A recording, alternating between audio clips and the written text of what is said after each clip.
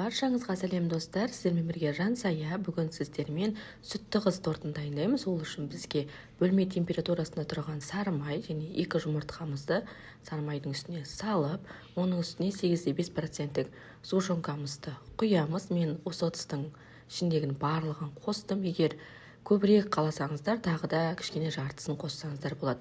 Және де ұнымыздың ішіне қопсытқышымызды қосып, онымен араластырып дайындап аламыз.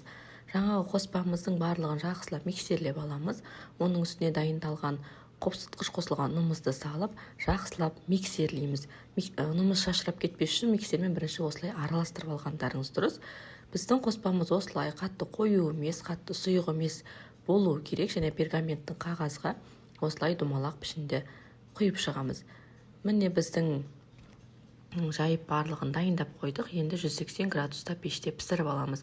Бұлар өте тез піседі, сондықтан тез-тезден қарап тұруларыңыз керек. Енді ол аралықта біз кремін дайындайтын боламыз. Ол үшін бізге 33% крем керек, және де мен творожный сыр қосып, жақсылап миксермен араластырдым.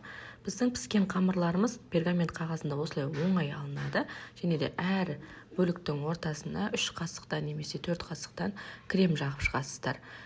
Міне біздің тортымыздың барлығын жағып шықтық.